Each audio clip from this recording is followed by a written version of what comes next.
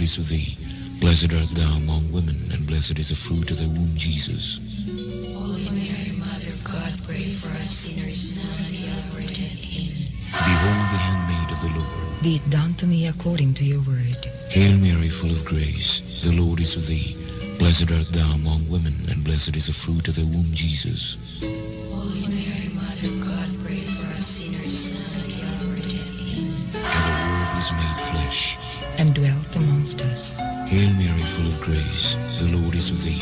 Blessed art thou among women, and blessed is the fruit of thy womb, Jesus. Holy Mary, Mother of God, pray for us sinners, now and at the hour of death. Amen. Pray for us, O Holy Mother of God. That we may be made worthy of the promises of Christ. Pour forth, we beseech you, O Lord, your grace into our hearts, that we, to whom the incarnation of Christ, your Son, was made known by the message of an angel, may by his passion and cross be brought to the glory of his resurrection, through the same Christ our Lord. Amen. Kini ang simbianan sa RPN, Radio Philippines Network, DXKS. DXKS 1080 ang inyong Radio Ronda. 5,000 watts nagsimbiya sa ikatulong andana sa UFCO Lim Building, Borromeo Street, Dakbayan sa Surigao. RPN, Radio Philippines Network, DXKS 1080 ang inyong Radio Ronda. While mobility has been relaxed, commuters may lack the means to travel. More drivers are seen to join a nationwide mass action tomorrow as another round of hefty fuel price hikes is set to take effect. The new pulsation survey shows Bongbong Marcos, who yet again will skip COMELEC's debate this weekend, remains as the top choice to be the next leader of the country. But does he have the qualities President Duterte wants for his successor? And a boost for the government's COVID-19 vaccination efforts. Chinese firm Sinovac vaccine may soon be administered to children aged 6 and up.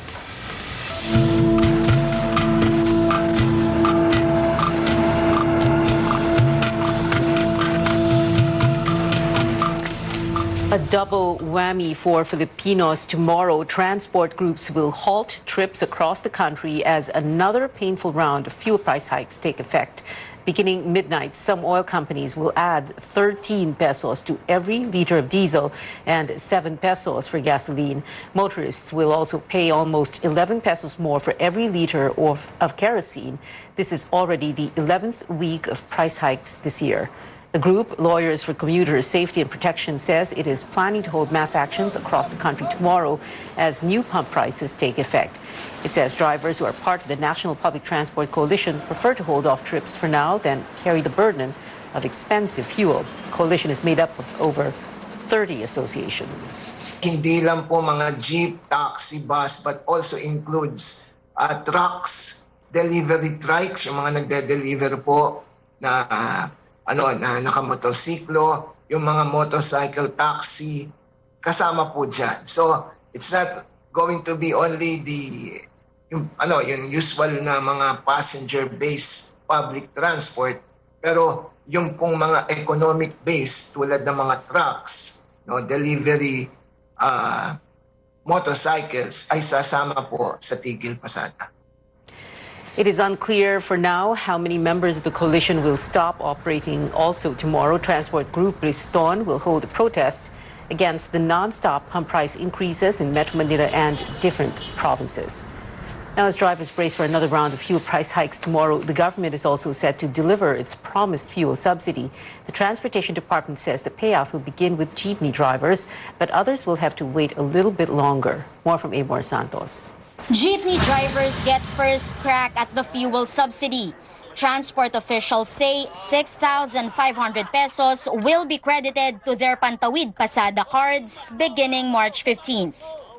Nakahanda naman po yung card eh. Hindi ko po alam kung may laman. Malaki tulong na sana kung paabot pa karating sa amin.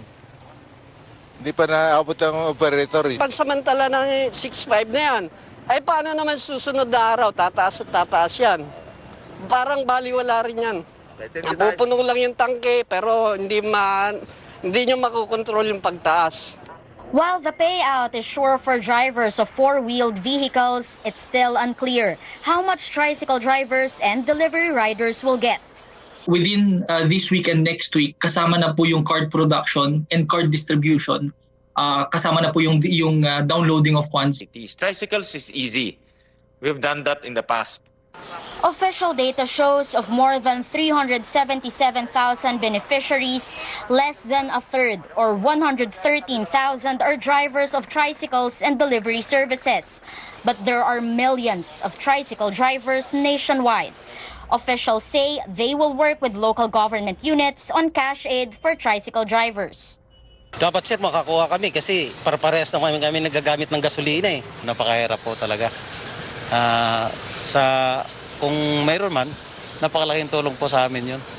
If world oil prices hit $140 per barrel due to the Ukraine-Russia conflict, energy officials say gasoline could sell for 87 pesos per liter and over 81 pesos for diesel. Consumers are feeling the pinch with higher prices of basic goods and commodities, and soon to follow a further rise in electricity bills according to power distributor Meralco. A number of sectors have called for a quick fix, suspending taxes on fuel, but the government has rejected it. This will translate to significant foregone revenues, and this will be detrimental to our recovery and long-term growth. However, Mr. Chair, the government remains ready to provide targeted relief assistance and support to address the impact of the oil price hike for affected sectors. Amor Santos, CNN Philippines. The Energy Department, meanwhile, says it is planning to hit the brakes on fuel excise taxes, even as economic managers earlier rejected the idea. Energy Chief Alfonso Cusi says President Duterte is also calling for a special meeting tomorrow to address the spiraling fuel costs. We're discussing that, no? Sa amin, ako, sinabi ko noon, let's suspend excise tax. That is from our perspective on the sa fuel, no? But again, looking at the bigger picture, pag nagmi-meeting po kami, siyempre binabalanse po natin sa mga pangangailangan. Ito pong excise tax na ito, ginagamit, hindi lang marami pinagagamitan po ito, no? Social services. Social services, everything. Binabalanse po yon. Cusi is pushing for a staggered fuel price hike, although oil companies are not keen on the idea. The steady increase in fuel prices has made it even more difficult for many Filipinos to make ends meet. Now, a labor group has filed a petition with the Metro Manila Wage Board for a hefty minimum wage hike. Chrissy Di Matulak reports. Raymond is a delivery courier. He gets 537 pesos per day, the minimum wage in Metro Manila. His company also gives him gas allowance and other incentives based on the number of deliveries. He says his monthly take-home still falls short of covering his expenses. Pag sahod man, bayad sa utang, kulang pa rin talaga. Maris will enlist in a manpower agency for overseas work. She says she may reconsider if a wage hike is approved. Maganda nandito ka sa Pilipinas kasama yung mga pamilya mo. Kesa naman umalis ka pa kung sakto naman yung kinikita. Labor Group Trade Union Congress of the Philippines, or TUCP, is seeking a substantial pay hike in Metro Manila.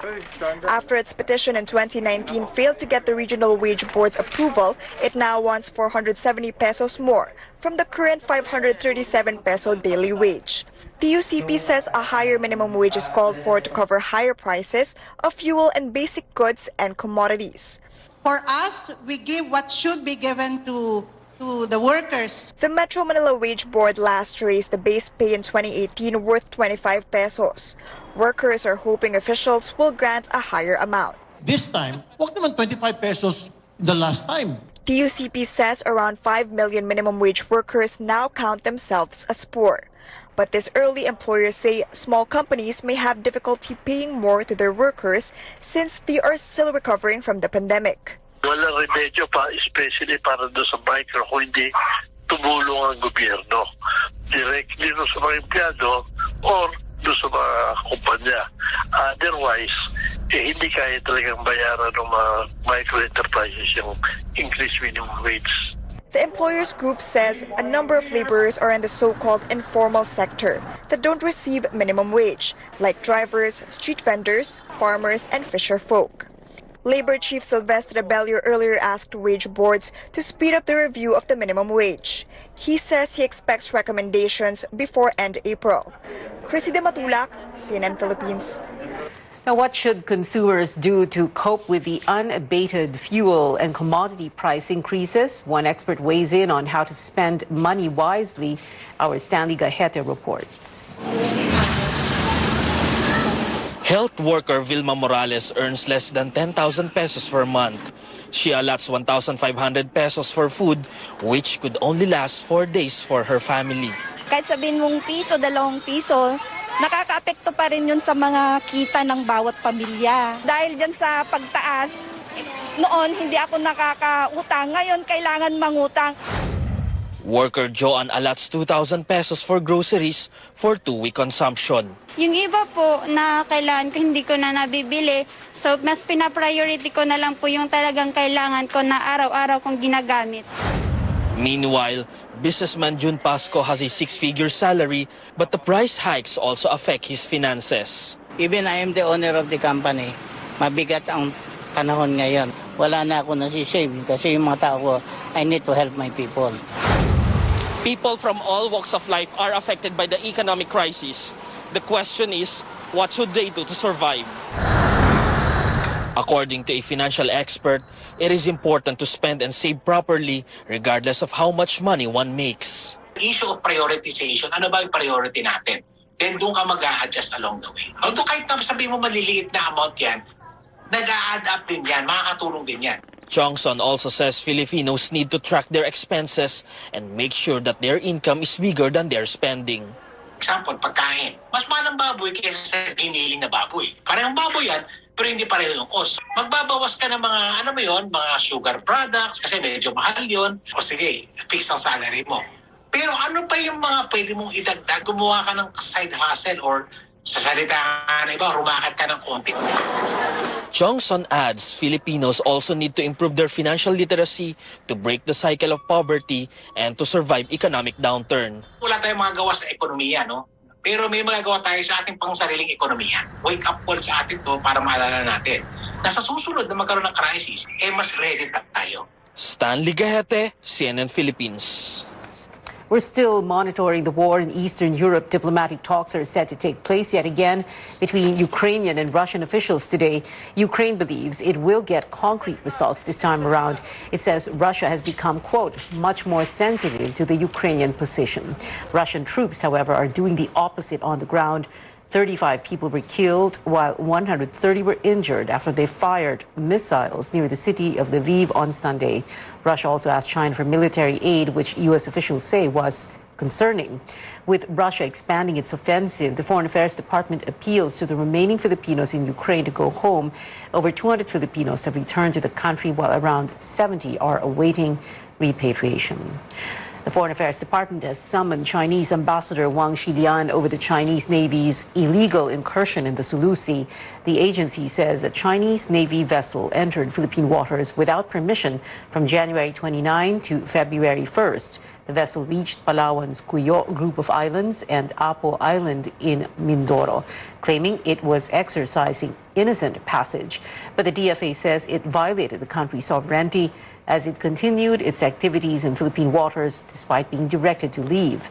The Chinese Embassy in Manila says it will issue a proper response on the matter.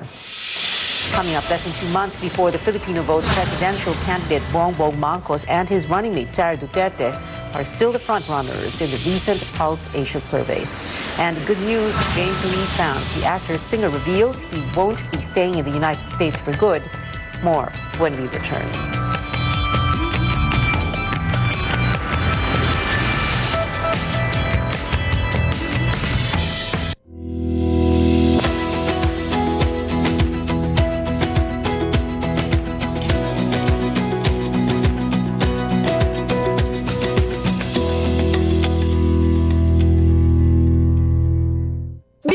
MX3 dahil ito ay napatunayang may alpha, beta at gamma mangosteen. MX3 capsule helps avoid pain discomfort para iwas sakit. Tested and proven na low sodium, cholesterol-free at fat-free.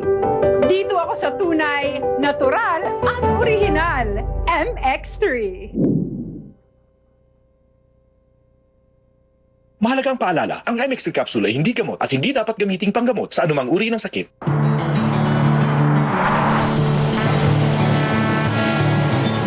Sa umaga sa gabi sa bawat minutong lumilipas, hinahanap-hanap kita, hanap-hanapin ka, sabik sa'yo.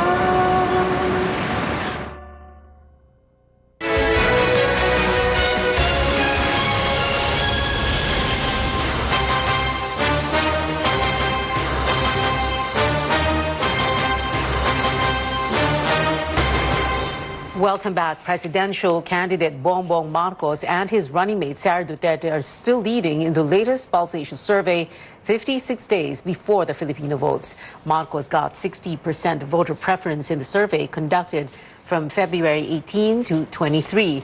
He has a wide lead over Vice President Leni Robredo, who got 15%.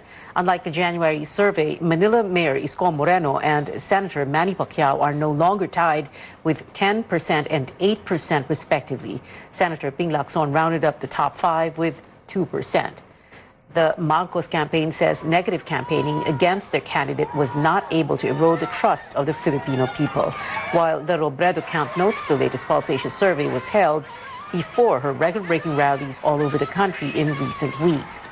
The chairman of Moreno's political party, Acción Democrático, claims the latest pulsation survey does not match the Manila Bulletin study that shows Marcos is losing support while Moreno is consistently gaining ground. Pacquiao dismisses the results of the latest survey as mind conditioning. He's confident he will get the votes of the D and E classes, even if the survey showed Marcos is the top choice of voters from these population groups. No survey respondent from the National Capital Region chose Pacquiao as their preferred president. Zero, grabe. Sino kaya maniwala no na? Dapat tinanong nila yung ano, baka yung mga mayayaman lang tinanong nila. Hindi nila tinanong yung mga mahihirap na tao. Kahit siruhin pa nila ako Luzon, Visayas, in Mindanao. Hindi pa rin ako matitinag. Ano yan? Mind conditioning sa taong bayan. Among the vice presidential hopefuls, Davao City Mayor Sara Duterte is in the lead with 53%, higher than the 50% she got last January.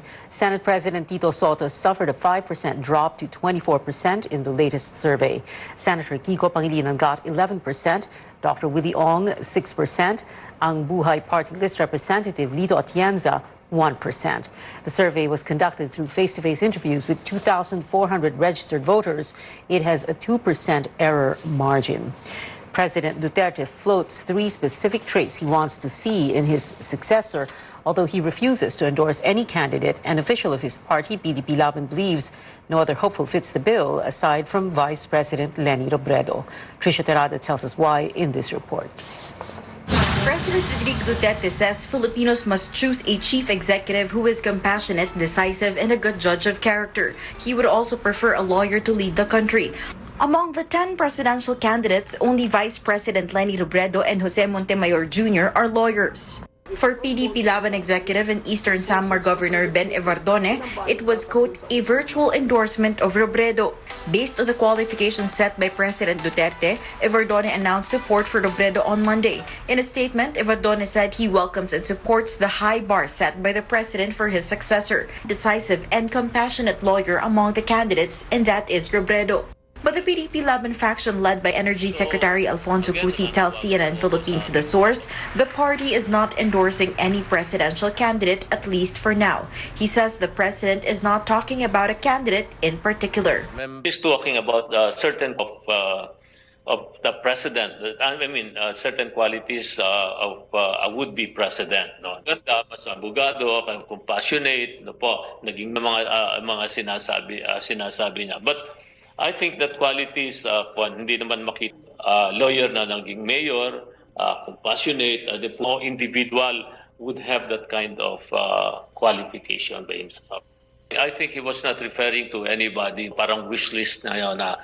Amid speculations that the president is virtually endorsing Robredo, political analyst Mon Casipe says anything is possible at this point, but he thinks Mr. Duterte is still not endorsing anyone for now. Yung mga sinabi na hindi naman out of this world eh. Yung pagiging abogado at saka yung mga iba pang mga qualifications na sinabi niya, tingin ko mas galing sa karanasan niya mismo bilang presidente. Baka appreciation niya siguro kung ano na yung kalagayan ng bansa ngayon. No? Casipe says the president's endorsement will be a huge boost to any candidate, considering his high ratings at the twilight of his term. But Casipe doubts it would be a deciding factor since voters choose bets who pass public scrutiny. For now, President Duterte has not endorsed any candidate. He previously said he would only endorse one if he sees a pressing need. Trisha Trada, CNN Philippines. Vice President Leni Robredo also gets the endorsement of Bulacan Governor Daniel Fernando. Now, this comes 2 days after the team of Bongbong Marcos belied the Robredo campaign statement she has secured Fernando's support. Back in 2016, Robredo lost to Marcos by almost 200,000 votes in the country's fifth most vote-rich province. Pwede naman po na hindi mag-endorse si Governor Daniel. Pwede naman na lumaro na lang siya sa iba't ibang mga kandidato. Pero yung pagpapasya na ang tutulungan isang kandidato na kagaya ko na hindi pa nangunguna sa service. Pagdesisyon na walang alintana sa epekto sa sariling kandidatura. Pero yung mas tinitingnan yung katatagan ng loob at pagmamahal sa kanyang. Senator Ping Lacson reveals a mediator from the Robredo campaign has recently asked him to withdraw from the presidential race. Lacson says the agenda is to have a unified candidate against the son of the late dictator, Bongbong Marcos. The Partido Reforma standard-bearer also accuses the Robredo campaign of claiming he was backing out from the campaign, similar to what they are supposedly doing to Senator Manny Pacquiao. Meanwhile, Lacson says he will welcome an endorsement from President Duterte. Di ba dapat lame duck na? Other presidents in the past, di ba pagdating ng towards the last quarter of the term, kita naman natin na parang hindi na iniintindi. Ewan ko kung ano meron doon si Presidente Duterte hanggang ngayon, maski kumausap ka sa ground. Parang yung mga local officials, even congressmen, marami nag-iintay, sino ba i-endorse ng Presidente? Manila Mayor Isko Moreno and his running mate Dr. Willie Ong woo voters in the Bicol region. They held a campaign rally in Sorsogon City today. Moreno said he would try to go to Robredo's hometown of Naga City if his schedule permits. Meanwhile, the external vice president of Acción Democrático, Attorney Bo Rocco, says his family supports Moreno's candidacy. Bo is the son of the late former Senator Raul Rocco, who established Acción Democrático in the late 1990s. Bongbong Marcos will not attend the Commission on Debate this Saturday. That's according to his chief of staff and spokesperson, Vic Rodriguez, who said Marcos will be with his supporters on March 19th. 9 presidential candidates are set to attend the event. For the March 20 vice presidential debate, only 7 out of 9 bets will attend. Marcos's running mate, Sara Duterte, has not responded to COMELEC yet, although she told media that she will not be participating. Senator Manny Pacquiao's running mate, Buhay Party List Representative Lito Atienza, declined the invitation while he recovers from knee surgery. Debate skippers will be banned from airing content in the COMELEC's e-rally Facebook page until the end of the campaign period.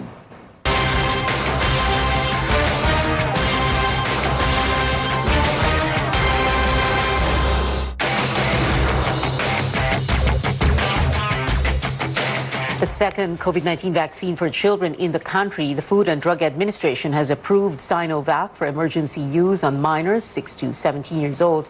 The Health Department says it will meet with experts for the pediatric vaccination guidelines. It adds the government has Sinovac doses in stock since the dosage for children and adults are the same.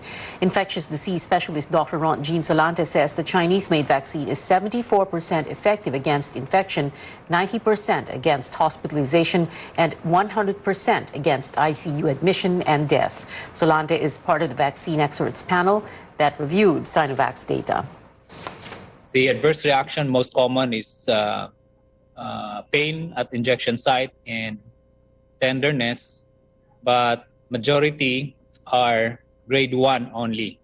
So there are no severe adverse reaction that led to death or related to the vaccine. We know that there are mothers who are hesitant to have their children vaccinated with Pfizer, no? So with another option that they feel comfortable because this is inactivated. So we hope that we can enhance the coverage for the 6 to 17 years old population. Meantime, over 1.1 million people have been vaccinated in the 4th national vaccination drive held from March 10 to 12. This is about 62% of the 1.8 million target. Central Luzon was able to vaccinate 100% of its goal, while the Bangsamoro region again had the lowest coverage at 28%.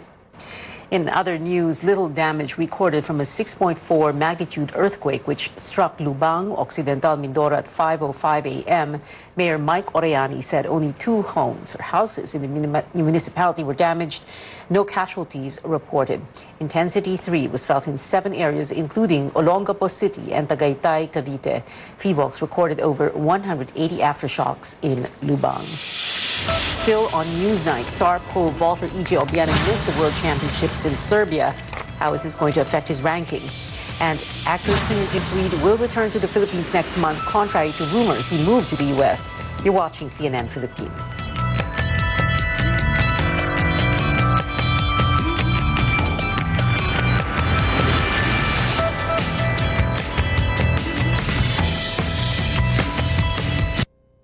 Pwedeng i-repair at i-protect ang sensitive teeth. Mabisa ang Sensodyne Repair and Protect para takpan at i-repair yung maliliit na butas to protect teeth laban sa ngilo. Ito ang recommended toothpaste ko. Ang galing!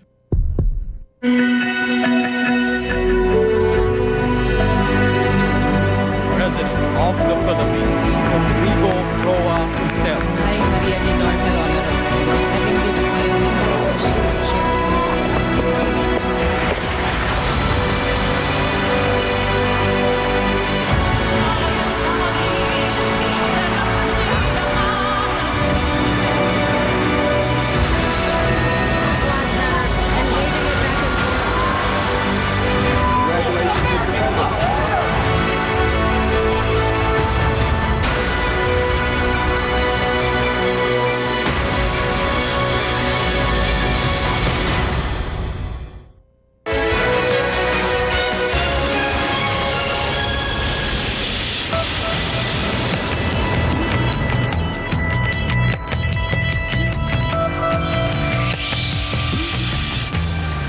You're watching Newsnight on CNN Philippines. EJ Obiena, the world's number 5 in men's pole vault rankings, is disappointed with points lost from missing the World Indoor Championships in Serbia. Obiena told CNN Philippines he could have gotten an extra 100 to 200 points from the event. But TAFA did not endorse the Olympian in major tournaments this year because of a financial spat.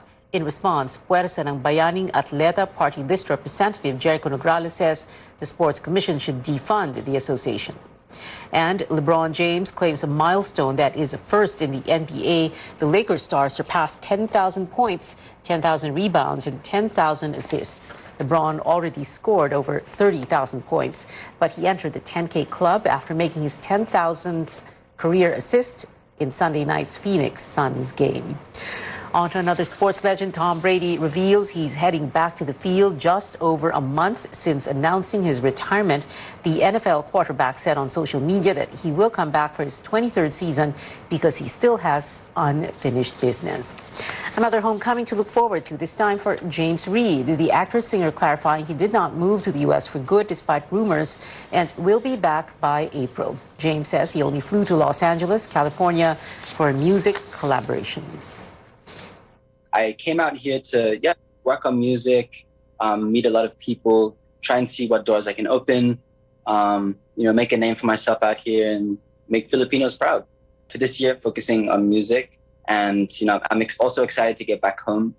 I'll be signing 4 artists to Careless Music, my music label, and we'll be releasing a lot of music. Last Friday, the artist released a remix of his 2021 track Hello, featuring JB of K-pop group GOT7 and Taiwanese American rapper OZ. And that is it for now. Join me again on news.ph at 7 p.m. I'm Pia Ontiveros for Newsnight, where we go above and beyond the headlines.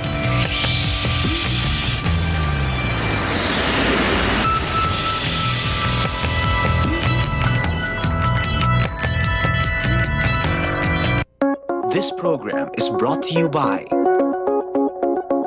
Biologic Systems Computer Center. Nagpahibalo sila nga modawat nag home credit applications kung ikaw gusto mo palit og laptop, desktop, magpa-build o gaming PC, printer, suguban pang IT products. Pwede na pinagi sa home credit. Apply na karon dayon sa Biologic Systems Computer Center diya sa Maydayan Magallanes and Ela Service Center dito sa Maydayan Himina ning syudad sa Surigao. Alang sa kasayuran sa tanan, ang Rural Bank of Placer Incorporated ang kinasingkasing og malipayong pagserbisyo sa ilang mga pinalanggang kliyente sa tibuok katawhan sa Surigao del Norte, Surigao del Sur, Cabadbaran, Agusan del Norte, Dinagat ug Siargao Islands. Mao'y ilang prioridad mga kliyente labi na karon nga naa kitay giatubang nga krisis ang hagit sa COVID-19 pandemic. Ang Rural Bank of Placer padayon nagtanyag sa ilang makanunayong serbisyo. Abli sila sa matag adlawng Lunes hangtod Biyernes sa matag alas 9 ang takna sa buntag hangtod alas 3 sa hapon. Aduna sila gold savings nga mo interest og hangtod 4% per annum. Sulod sa 180 ngadto sa 360 ka adlaw nga deposit term. Ug kadtong buot magproseso sa ilang reloan, ilan ang gitaasan ang kantidad sa DepEd salary loan hangtod sa 214,000 pesos nga pwedeng bayran sulod sa 5 ka tuig. Bisitahin lamang ang ilang mga branches o kontaka ang inyong mga account officers para sa dugang detalye. Daghang salamat, Rural Bank of Placer Incorporated. Kini ang sibianan sa RPN Radio Philippines Network DXKS DXKS 1080 ang inyong Radio Ronda 5,000 watts nagsibiya sa ikatulong andana sa UFCO Lim Building, Borromeo Street, Dakbayan sa Surigao. RPN Radio Philippines Network DXKS 1080 ang inyong radio.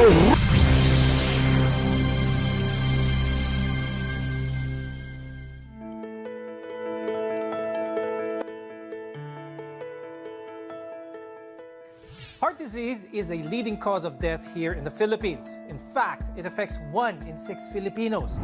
For the most part, it's a consequence of an unhealthy diet. But it's never too late to adopt healthier habits in order to take good care of our hearts. On the program today, we'll talk about practical and effective ways to live a heart-healthy lifestyle. I'm Dr. Freddy Gomez, and welcome to Talk Health Talk on CNN Philippines.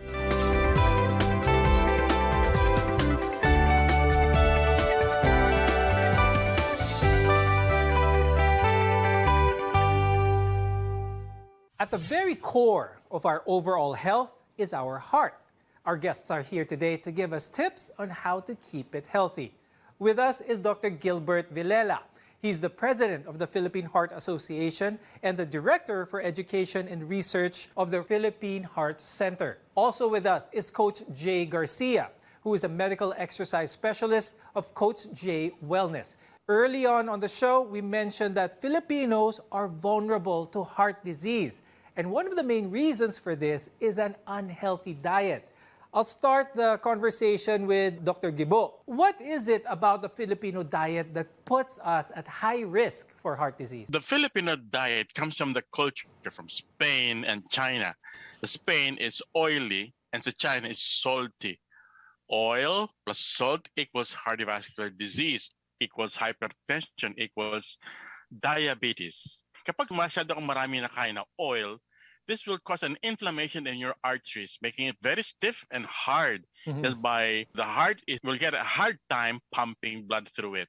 You explained to us what happens to the heart when we have an unhealthy diet. But I think one of the cultural reasons, like what you said, apart from that, is there's a gap between when a person eats unhealthily and when they feel the symptoms. I think this is also one of the reasons why people who eat unhealthily do so continuously also because they don't really feel any symptoms right away. Is eating unhealthily going to catch up with us eventually if we continue to do this? Yes, especially if you take an excess of sugar and excess of oil also. Because these things, these foodstuffs, will stimulate a lot of insulin production from our body. Kasi di ba ang insulin ang nag-metabolize ng sugar mo tsaka ng oils mo. And then, mag-overwork ang liver mo and then it will secrete a lot of fats. And these fats will cause fatty liver and fatty liver is the gateway to diabetes and metabolic syndrome. Now, yung excess oils and sugars will harden your arteries. Remember na yung arteries mo, dito pinapump ng puso mo yung blood para mag-circulate. Ang tigas-tigas yan. So yung heart mo, hirap na hirap siya mag-pump.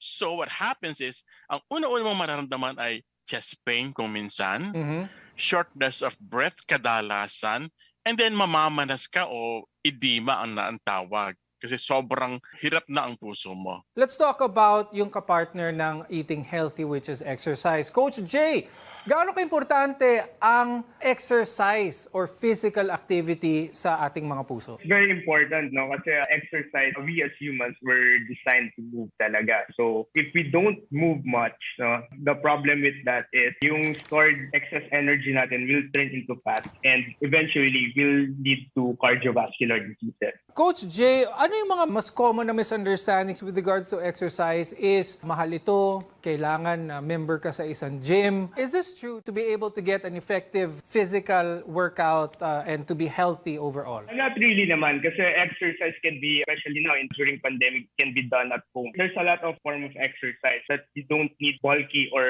expensive equipment. So for example, you can use your body weight, focus on the basic movement patterns such as pulling movements, pushing movements, squat movements, rotation movements. Our goal naman is at least exercise 30 minutes a day of physical activity is a good start. For now, let's talk more about heart disease. And this includes a number of problems that can affect your heart. Here in the country, the most common are ischemic heart disease and hypertension. Dr. Gibo, tell us about these conditions. What happens to the heart of a person with these cardiovascular diseases? Well, pag sinabi meron kang ischemic heart disease, ang pangunahing symptoms dyan ay chest pain. Actually, hindi naman siya actually pain. It is a discomfort sa gitna ng chest mo na parang mabigat o masikip ang paghinga. Usually triggered ng movement o ng exertion. Usually, ang hypertension naman, hindi naman siya heart disease, pero it is a risk factor for ischemic heart disease. Pag mataas ang blood pressure mo, in a few years, pag hindi mo control yun, you will have ischemic heart disease. Why? Because ang hypertension will stimulate obstruction or pagbabara ng iyong mga ugat. Ang ischemic heart disease, sa Tagalog yan, baradong ugat mo sa iyong puso. Yung supply ng dugo sa iyong puso ay nagbabara. Kaya hinihingal ka, namamanas ka, sumasakit ang dibdib mo, napapagod ka. Akala mo mataba ka lang o akala mo wala kang exercise, wala kang condition. But you're really sick with heart disease. With hypertension, it is a risk factor for ischemic heart disease. Ngunit maraming may hypertension, Doc Gibo, na walang nararamdaman na simptomas which prevents them from seeing a doctor. Bakit kaya ganun, Doc Gibo? Ang taas naman siyang nararamdaman sintomas. What's your advice for people like those? Kung ikaw ay 1, lalaki, 2, nakisigarilyo, 3, more than 60 or 65 years old, 4, ikaw ay merong diabetes, 5, ikaw ay mataas ang cholesterol, 6, may lahi ka ng high blood o sakit sa puso, and 7, pag ikaw ay obese o napakataba, dapat nagmamonitor ka ng blood pressure every day, twice a day. Anong gagamitin pang monitor ng BP sa bahay mo? Ang advice and guidelines, hindi pwedeng manual kasi mali daw yun. Ang mas accurate ay yung digital blood pressure monitor na nabibili sa mga drugstores. Kinakabit dito sa upper arm, hindi pwede sa wrist or sa thumb, dapat sa upper arm. You have to monitor your blood pressure twice a day, before breakfast and before supper. Ang cut-off mo, dapat hindi ka lalagpas ng 135 over 82. Huwag kang lalagpas doon sa bahay. Pag lumalagpas ka lagi doon, punta ka sa doktor mo. Something is wrong. Now, the two main risk factors for heart attacks are cholesterol as well as mataas na blood pressure. When we return, we'll talk about what to avoid to keep them in check. You're watching MedTalk Health Talk, your partner in healthcare. SMC, San Miguel Corporation. Bisag unsang industriya ang sudlan niini, tinguha sa SMC ang pag-uswag o paglambo sa mga Pilipino. Karon, gikan sa SMC, aniya na ang SMC Davao Cement. SMC Davao Cement. Gama sa Davao, para sa Mindanao. SMC Davao Cement. Ato ni Bay. Protektahi ang imong mga mata batok sa delikado ug makadaot nga ultraviolet nga silaw sa adlaw ug uban pa. Pinaagi sa pagsulob og eksakto nga prescription sa antiyohos o antipara. Likay ang mga simptomas sama sa hanap nga pananaw sa layo o duol nga basahon, sakit sa ulo ug uban pa nga makaapekto sa atong kahimsog nga ang hinungdan depekto alang sa kumpleto nga primary eye care, contact lenses, fashion eyewear, computer eyeglasses, sunglasses, accessories ug uban pa. Adto kita sa AG Buñuel Optical Clinic. Ang AG Buñuel Optical Clinic nagpahinom kanato nga ang kahimsog sa atong mga mata usa ka prioridad nga angay ipa-check up kausa matag tuig aron pagsiguro nga luwas kita sa piligrong mga sakit. Pinaagi sa lisensyado og qualified optometrists nga maoy mo prescribe sa eksaktong kagamitan og kung primary eye care ang paghisgutan. Duaw lang silang buhatan sa 3636 sa Nicolas Street, Surigao City ug adunay ilang extension office sa Aurelianida Street, Cantilan, Surigao del Sur. Ayaw kalimti higala. AG Buñuel Optical Clinic. Ang AG Buñuel Optical Clinic doon na branch dito sa lungsod sa Dapa sa may Lupis Haina Street, Poblasyon Dapa, Surigao del Norte. Ang AG Buñuel Optical Clinic dinhi sa syudad ng Surigao. No transfer na sa bag-ong location sa Nicolas Street Ragyahapon, tapad sa Garcia Hotel at bang sa Uni City. Salamat sa Primera Light, halika tikman. Primera na klase ang Primera Light tinuan. Primera Light, salamat free. Drink responsibly. Ang Riverside Parts Master Incorporated na silang bagong location sa Dalan, Burgos ning atong syudad. Mahimo niyong tawagan sa telephone number 231-7478 or 826-3663. Mga produkto nga inyong mapalit, genuine, Makita Power Tools sama sa planer, drill, grinder, Triton paints, construction supplies, angle bars, flat bars, GI pipes, automotive spare parts, Firefly electrical devices sama sa switches, bulbs ug outlets. Adto ang Riverside Parts Master Incorporated sa ilang bagong pwesto sa Dalan, Burgos ning syudad. Ka o makabarato pagyod diha sa Riverside Parts Master Incorporated. RPN Radio Philippines Network, Radyo Ronda DXKS Surigao, member kapisanan ng mga broadcaster ng Pilipinas.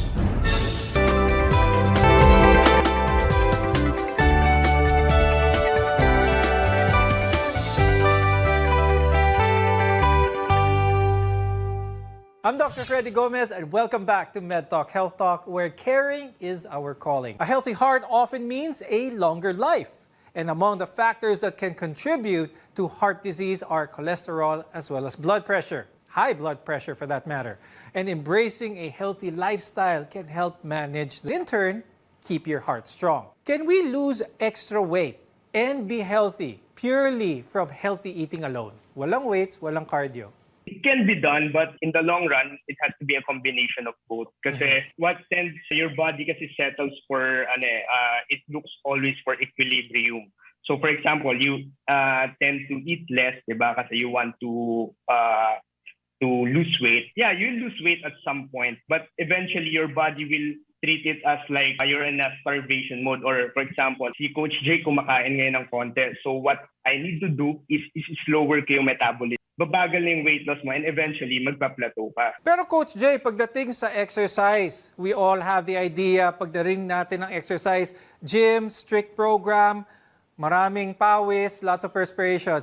But just being more active, increasing physical movement like taking the stairs on the way down after work, some studies say is enough to create a change in one's overall health. Totoo ba to, Coach Jay? Can we see significant results in our health with small changes in how active we are? Yes, it's true. Kasi the main goal is here is to create a long-term habit or long-term goal. So some of us kasi we tend to start an exercise program, then we commit it for it like ng mga 1 week or 2 weeks lang. So kasi nga, we tend to do it too soon, too intense, kung ano yung nakikita natin sa mga workout videos, sa mga friends natin.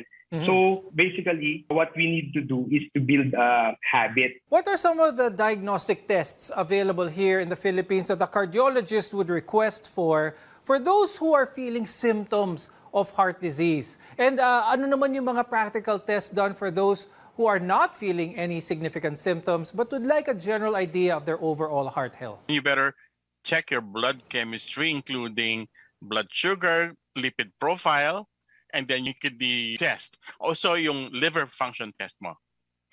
Now, pag ikaw yung nag-chest pain na, you must go to a cardiologist or to a doctor to have your ECG taken. Probably you will also need some X-ray to rule out any pulmonary disease causing the chest pain. And then you will have to have an echocardiogram para mas malalim ang tingin ng doktor mo para makita talaga anatomically anong nangyayari sa loob ng puso mo. And then, if the physician sees na ikaw mukhang ischemic heart disease talaga, baka mag-request siya ng treadmill stress test. Now let's shift the conversation a little bit back to the diet, specifically fats, cholesterol.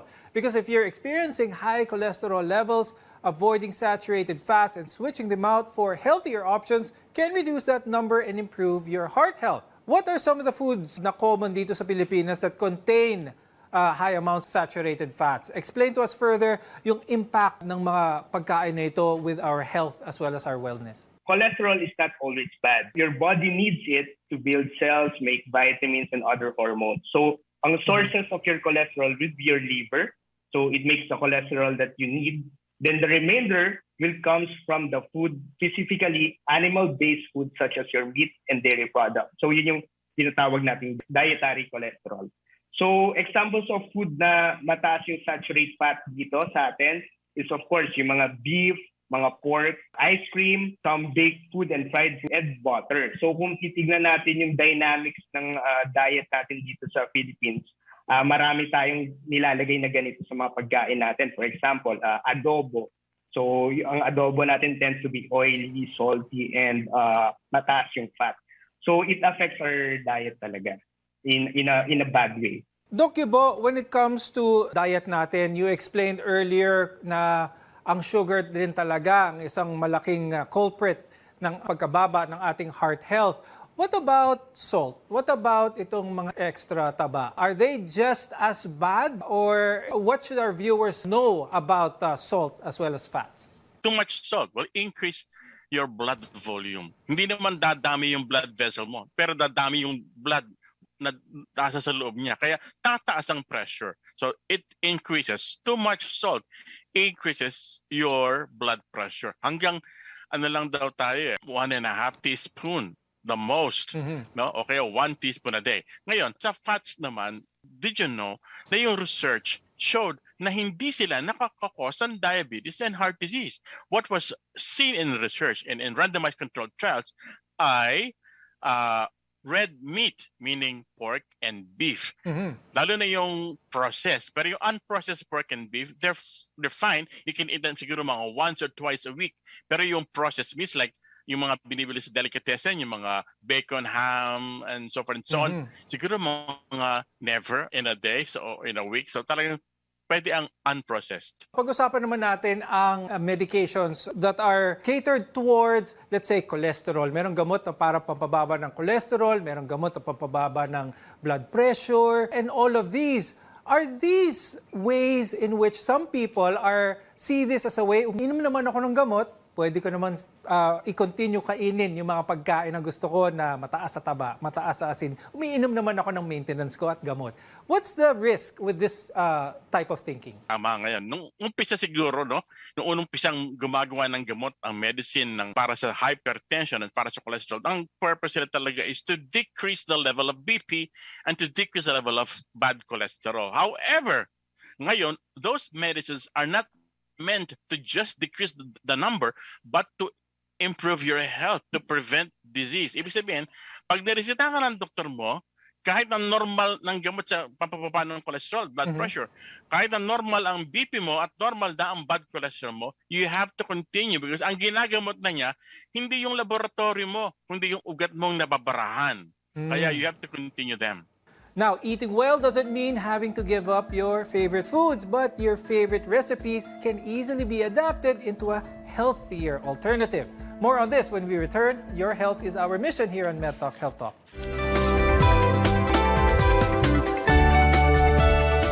SMC, San Miguel Corporation. Bisag unsang industriya ang sudlan niini, tinguha sa SMC ang pag-uswag o paglambo sa mga Pilipino. Karon, gikan sa SMC, aniya na ang SMC Davao Cement. SMC Davao Cement. Gama sa Davao, para sa Mindanao. SMC Davao Cement. Ato ni Bay. Maayong balita sa tanan sa atong panginahanglan sa panimalay, mga gamit, ingon man mga dekorasyon, pwede na itong mapalit diha sa Wellington Bazaar. Anausab sa Wellington Bazaar ang mga bistidahon, karsunison, plain t-shirt, plastic chair, floor mat, mantel, banig, folding bed, habol, mosketero, trapal, lideret, basketball, stuffed toys ug mga dulaan sa bata. Ang Wellington Bazaar ana magalagad kanato sa Dalan Kaimo ning Dakbayan sa Surigao. Wellington Bazaar, gikan sa mga kawani ug tigdumala sa Wellington Bazaar. Mayong adlaw alang kaninyo. Wellington Bazaar, sukion ta sa kanunay. Sa Primera Light, halika tikman. Primera na klase ang Primera Light tinuman. Primera Light, salamat free. Drink responsibly.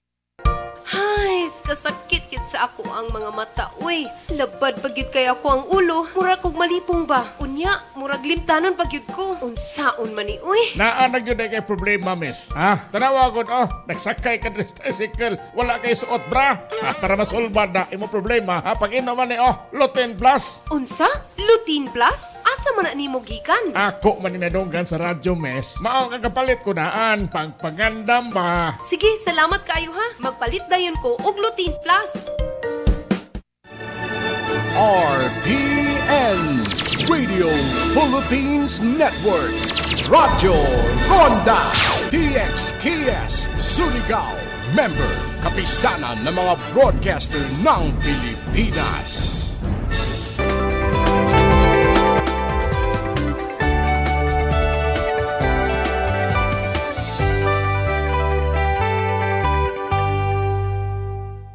I'm Dr. Freddy Gomez, and this is MedTalk Health Talk, your partner in healthcare. A healthy lifestyle involves a well-balanced diet, enough physical activity, and of course, a good and positive outlook. Today, we're here to help you adopt some of these simple habits to improve your overall heart health. Now, when we hear the term diet, we often think it requires giving up our favorite food completely or investing in expensive ingredients. Healthy cooking doesn't mean you need to be a gourmet chef. There are many ways to make meals healthier. Is it true that in order to have a healthy heart, one must live a life of bland food? Hindi kailang bland. Dapat may salt pa din para masarap, no? May konting oil para may taste na masarap and everything. Ang problema kasi is the excess. Yun ang problema, yung excess. Too much. Kaya ang campaign is a balanced diet. Yung pinggang Pinoy, makikita nyo na merong isang tasang kanin, may isda or meat, tapos may gulay and fruits. Yun, kompleto na yun. Pero pag sinobrahan mo doon, it excess ang tawag doon. So yun ang mali na. Now, for those starting their journey to eating healthy, it is often a road with many challenges. Nothing worth doing in life, ika nga, is easy. One of the harder challenges is keeping those cravings at bay. Coach Jay, anong mga tips na pwede mo ibigay to give those experiencing food cravings, lalo na yung cravings para sa sugary or salty food? For my tips as a fitness professional, for example, if you mga Pinoy is heavy on sauce. Mahilig tayo maglagay ng mga sauce sa mga pagkain in everything that we eat almost. So instead of focusing on full fat base or cream based na sauce, we may shift to a light sauce. For example, we focus on herbs and spices to add taste to the food. And another tips that I can give you is go for soups. Kasi ang mga soup, it can fill you with fewer calories. Instead of focusing on cream-based na soups, focus on the broth-based. So you can mix it up with vegetables such as lentils or beans to add fiber on your diet. Probably the important part of the entire episode, and that is talking about prevention. Dr. Gibo, there are also other ways to prevent heart disease. Let's talk about this for our viewers. Number one, do not eat too much. No? Paano ma-suppress yung appetite mo? By exercising. Did you know na those people who are exercising, mas less ang kanilang food intake? And then substitute nyo yung mga white rice and white bread with brown rice or brown bread. No? Kasi yung isang cup ng white rice niya is 200 plus calories na yan. Mantalang 1/3 lang ang calories na laman ng brown rice. Mm-hmm. And then yung mas tama si Jay, mas lentils ka, mas ako yung cauliflower rice, it's very good. And then kung mag-uulam ka, white meat ang pipilian mo. Monday to Friday white meat, meaning fish and chicken. And then siguro sa weekend pwede kang mag-red meat, isang meal na pork o isang meal na beef to prevent excess naman ang bawal. Now remember, adopting these habits require the right mindset and a long-term commitment, but it will be worth it. Thank you to our cardiologist, Dr. Gilbert Villela, and medical exercise specialist, Coach Jay Garcia, for being with us today and for sharing your expertise. I'm Dr. Freddy Gomez, and thank you for watching MedTalk Health Talk on CNN Philippines. We'll see you again next time.